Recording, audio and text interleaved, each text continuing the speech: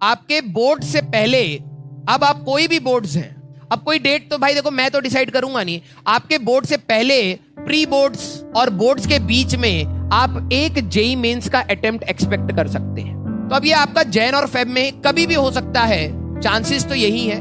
जैन और फेब में आपका एक अटेम्प्ट आपको यहां पर मिलेगा, और मैं दिल से बता रहा हूं, आप कोशिश ये करिए कि इसमें 12th कंप्लीट रखिए। 12th आप अपनी कंप्लीट रखिए। क्यों?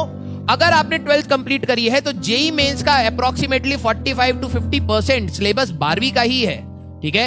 तो आपका ये सिलेबस कवर्ड होगा। हमारे पास एक महीना तो अप्रोक्सीमेटली रहेगा, तो 11th का आप 50% भी अगर आप कंप्लीट कर लेते हैं, ठीक है, तो 20-25% अगर आप मान लीजिए 11th का तैयार करके जाते हैं और इतना आप 12th का तैयार करके जाते हैं, तो 70-75% अगर आप तैयारी करके जा रहे हैं फर्स्ट अटेम्प्ट में, तो that is a good sign, ठीक है?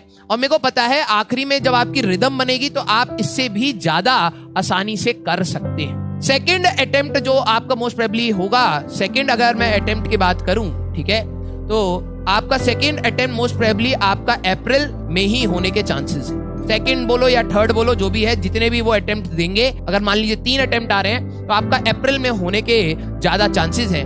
तब आप अपना बोर्ड से फ्री हो चुके होंगे और 11 से, तब आप अपने 100% सिलेबस का अप्रोच रखिएगा। अब ये नहीं कि मैंने बोल दिया 50% 11वीं करना है। अगर आप एक अच्छे रिदम में चल रहे हैं, आपने 12वीं को अच्छे से होल्ड कर रखा है, आप प्रॉपरली 12वीं की रिवीजन कर रहे हैं, once your 12th is complete, आप 100% के लिए भी अप्रोच कर सकते हैं 11th का। लेकिन ये मैंने जो आपको दिया है दैट इज अ मिनिमम, कम से कम 50% 11वीं जो आसान पार्ट आता है वो हमें छोड़ के नहीं आना है फर्स्ट अटेम्प्ट में। अब आप ये मत सोचिएगा सर 100% सिलेबस करवाना है। 100% सिलेबस आपका जिस दिन 12वीं का खत्म होगा ना, उस दिन खत्म हो चुका है। लेकिन आपको खुद पता है आपने काम चोरी करी है, इसकी वजह से आपका 100% सिलेबस कंप्लीट नहीं है। अब आपके पास जब टाइम कम है तो अब आप एक्सपेक्ट कर रहे हैं कि दूसरा आपको उतना ही वैसे ही पढ़ा दे, that is never gonna happen, ठीक है?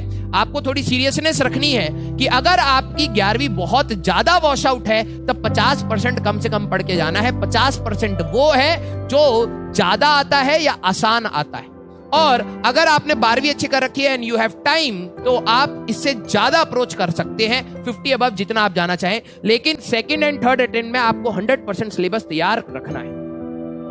मुझे लगता है वो बी प्रैक्टिकल वर्ड दूसरों को इसलिए नहीं समझ आता क्योंकि दे आर नॉट